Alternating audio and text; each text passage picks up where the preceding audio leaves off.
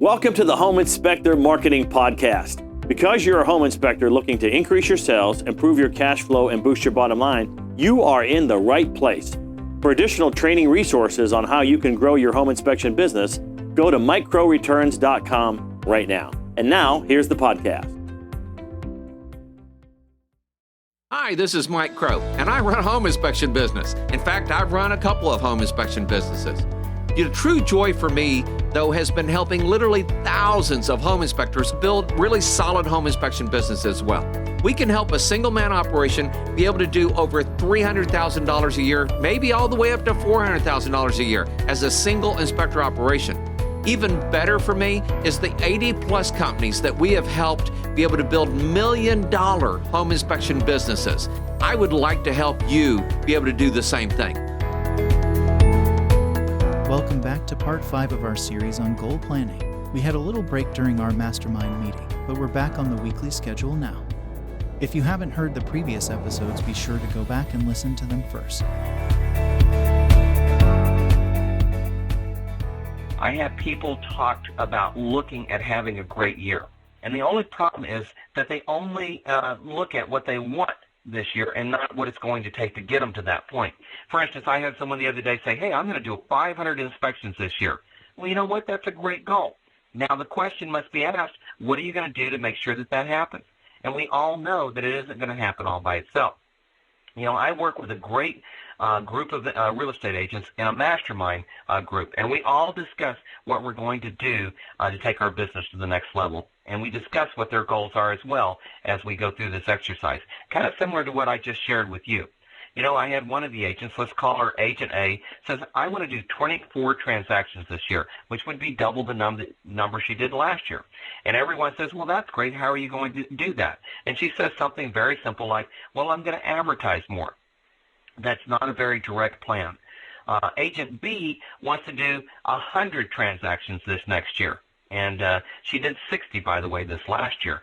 And when asked how she plans to do this, well, then she gives something very specific. She says, well, I'm going to schedule 6 appointments each week to meet with new prospects. And when asked how she's going to do that, she says, well, I have a number of marketing pieces, and she actually shows them to us that she's going to mail either through email and direct mail.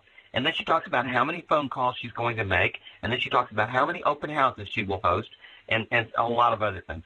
You know, she knows what she expects for a return as far as the number of appointments in each of these marketing pieces.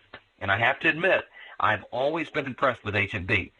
She is a great implementer, and she was one of the very first to join the mastermind group when we started it. And I saw her go from being a brand new real estate agent in the business to now owning her own office with 2 buyer agents, and she's now working on training listing agents in her company.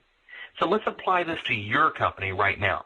And I'm going to show you an example of what we're doing with some of the local companies that I'm working here with and how our marketing person is putting this to work. You know, I work with the local company here, and one of the things that they said was, Mike, we want to do a certain number of inspections this next year. And it was a very decent-sized number. I said, you know what, that sounds great, but how are we going to accomplish that? And I'm not going to fill in any exact numbers here except maybe 1 or 2 below, because I don't want you to lock in on what my numbers are. What I want you to understand is you need to be asking yourself these questions. Number 1, let's start off with the easiest way to get business for some of you guys, and that would be, how many real estate offices are you going to visit? But you know what? Let's not think about just real estate offices. How many mortgage offices are you going to visit? How many attorneys are you going to visit? How many real estate investors are you going to visit with? Okay? And then the next question here is, how often will we visit those offices?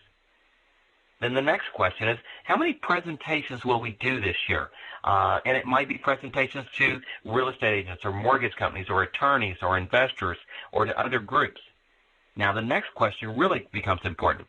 How many requests do we need to make to get that number of presentations? It's an incredibly important question. You need to know if you ask 6 times to get 1 presentation, that's an important number to know so you can take your business to the next level, and we want to make sure that you can do that.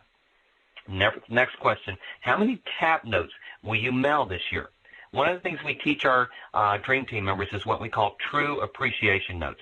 These make thank you notes look like trash, okay? These notes are so much far above and beyond.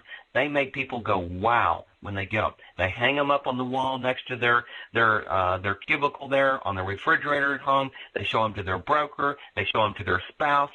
And we ask that our Dream Team members normally send out 5 of these a year. They'll take you about 5 minutes each to write. I'm sorry, we tell about 5 per month, excuse me. And so over a period of a year, you'll send out about 60. All right? Then the next question might be, how many 11th month inspections do you plan to do? But the real question here is, how many cards will you mail out for these inspections this year? I have a broker that we buy a list from each year, so I know how many cards I'm going to mail out this next year. Also, I know basically what my return on those cards are going to be. Next question is, how many board of realtors will you be part of? In our area, we have 10 very decent-sized board of realtors. And how many of those am I going to be a member of? How many events will you participate in, whether it's golf tournaments or whether it's trade shows or whether it's different things? And so how many events will you participate in? Next question, how are you going to improve your website? More and more people are digging into the internet to find the companies they want to work with. And so if you don't have certain things done with your website, you're going to make it you're going to lose some huge business, because you talk about wanting to go around the real estate agents to get business. Your website is one of the number one ways that you can do this, but you've got to set it up properly. And so first off, you've got to make your website easier to find. So one of the things is you probably need to have a better URL. How many of you have your website listed www and your company name.com? That's a terrible URL for most of you. Now, every now and then it's a good one, but for the most part, that's not what people are going to remember, and they're not going to remember how you spell your name and everything else. So you need to be very careful about what your URL is so people can find your website. Then the next thing is, do you have your website set up so people can schedule off of it? I met with one of the gentlemen that had done this recently out at inspection. Well, he came up and said, Mike, I just want to tell you thank you. He said, I had that scheduling software put on my website, and he said, I scheduled an inspection Sunday at 12:30. And he said, we don't answer calls on Sunday. And he said, I was out there at 8:30 Monday morning doing the inspection. He said, that was a pretty incredible thing. So the other thing is, though, what kind of information are you going to put on your website so people want to visit your website? And how are you going to reach back out to those visitors after they reach your website? You need to know these kind of things. One of the things that I have a question here that I ask is, what type of referral program will you set up to help encourage people to refer you? We have a referral program we set up here locally to help agents refer us to other agents. And we have a gift set up, and we have a program set up, and when an agent refers us, we put them into a drawing for that gift. It's a nice gift, and you know what? We cross and break no RESPA laws here whatsoever, because we're not telling them we're going to give them a gift for referring us to their buyers. We're going to give them a gift for referring us to the person that sits next to them or to another agent that they work with that they like working with.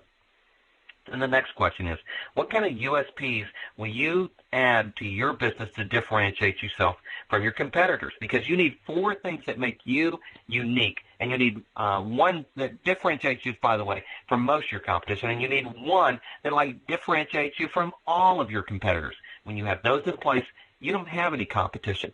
So what kind of USPs will you add to your business to differentiate yourself from your competition? Number 11. What kind of giveaway will you give to buyers to encourage them to work with you? One of the things that we've done with our Dream Team members and some of our coaching members, I shared this idea with them, they put it into place, and they talk about how great a job it's doing, and it's type of a scratch-off card that they're using to make sure that buyers see them and want to work with them.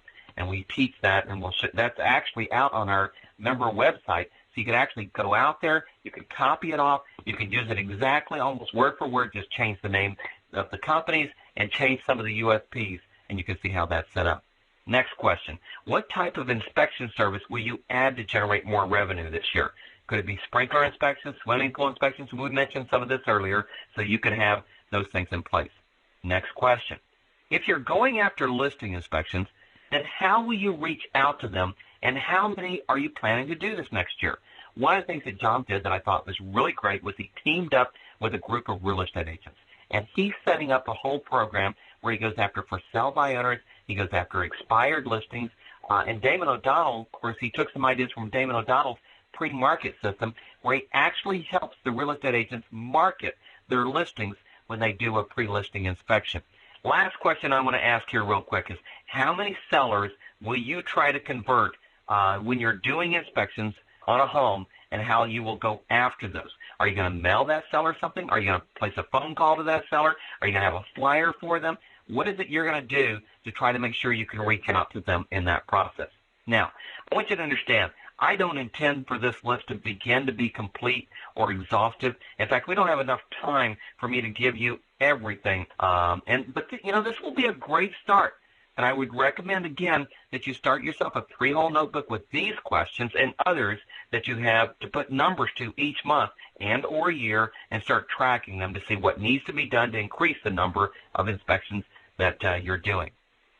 You need to keep in mind this is not a perfect science, and for good reason it isn't, okay? However, it would give you a good idea of what you need to do to turn up the volume knob on your business. Now, let me run through one of these just a little bit deeper. Let's take the presentations, for instance. Let's say I want to have 3 new agents use me per week. Well, one of the things I find is that for every presentation I do on average, I pull in at least 1 new agent. So conclusion is, I need to do 3 presentations per week. By the way, I teach my Dream Team members, especially as they're starting, you want to set up at least 1 presentation per week, and the way I teach them to set it up so that they can get their business. For most, that's a huge increase in presentations. The other thing is, you want to take it a step further. How many requests do you need to make to be able to pull in a presentation? For instance, if you have to make 3 requests for a presentation to get 1, well, then now you know you need to ask 9 times during a week to get 3 presentations that week. It's just a little bit idea of how to take that a little deeper.